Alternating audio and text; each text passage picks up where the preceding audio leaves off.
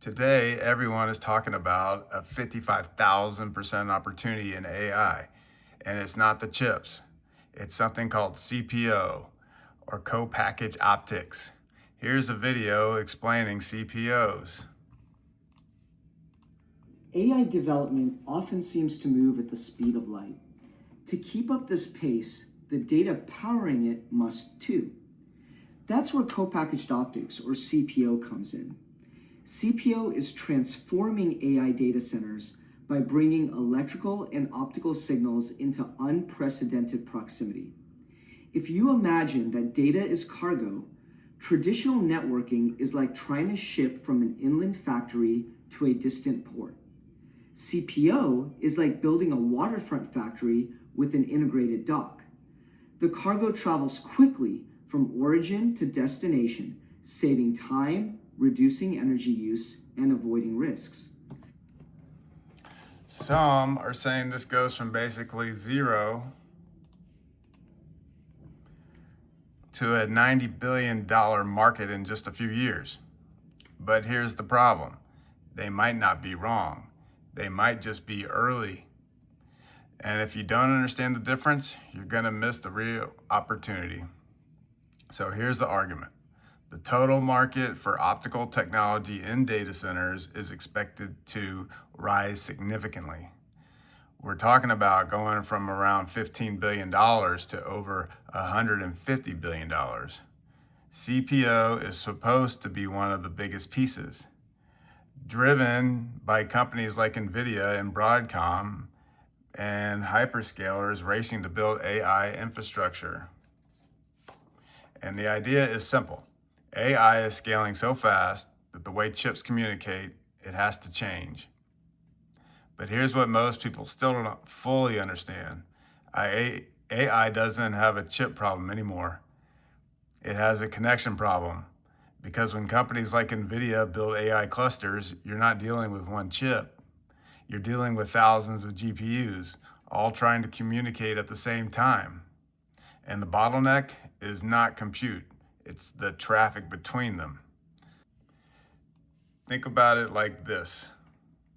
GPU, transceivers, the fiber, switch, and then the fiber, and then back to the GPU. Every step in that chain has to get faster, or the entire system slows down. Right now, that system is under pressure. So the transceiver converts the electrical signals to light. The fiber optics carries the data over long distances using light.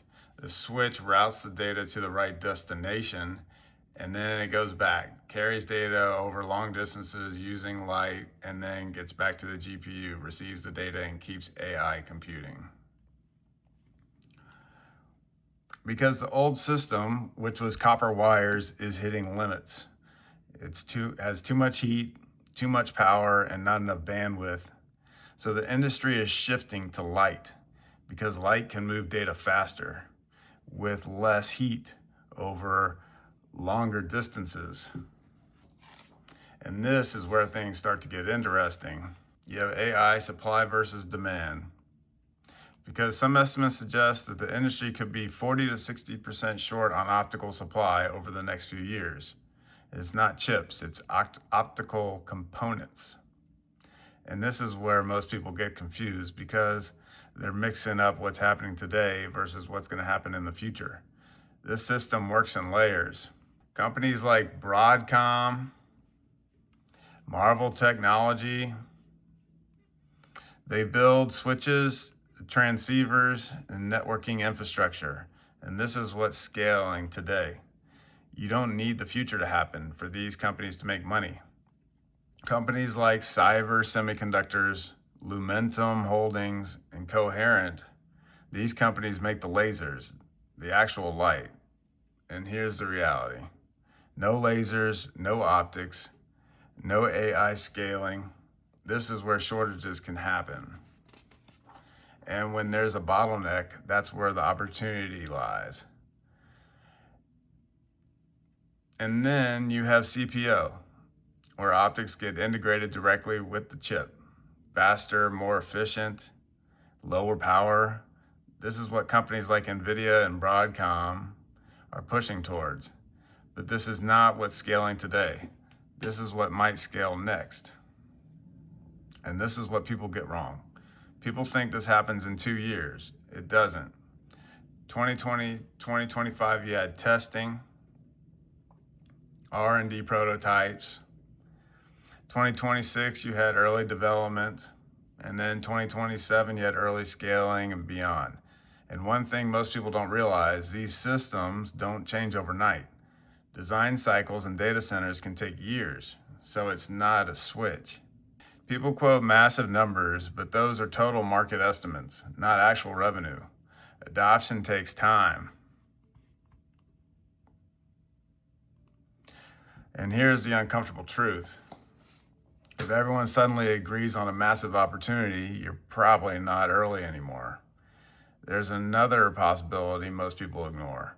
What if CPOs don't fully take over? What if the industry keeps improving pluggables and never fully takes the jump? Because CPO is difficult. Manufacturing complexity, heat, cost, yield. Even companies like Broadcom, Marvell Technology, they're moving carefully. So why is this happening now? Because AI changed everything. We have massive model training, hyperscaler competition, and exploding data movement. This is no longer optional. This is required. So here's the real insight. The opportunity isn't just the CPO, it's everything that has to scale before the CPO works. Because this happens in order. AI demand explodes, networking gets strained, and optical demand spikes, and then laser shortages emerge. And then CPO becomes viable in AI. The bottleneck always becomes the opportunity. So from an investment perspective, the near term, which is Broadcom and Marvell, the mid layer is Sivers. Broadcom, Marvell, the mid layer is Sivers, Lumentum, Coherent. And then you have another category, which is the future. Companies that are not making money just yet, but are trying to become part of the future architecture. Companies like Lightwave Logic fall into this category. These are not CPO companies today. They are potential enablers of CPO in the future. And that's where the risk is, but also the upside. So yes, CPO could be one of the biggest shifts in AI infrastructure, but the market isn't missing it.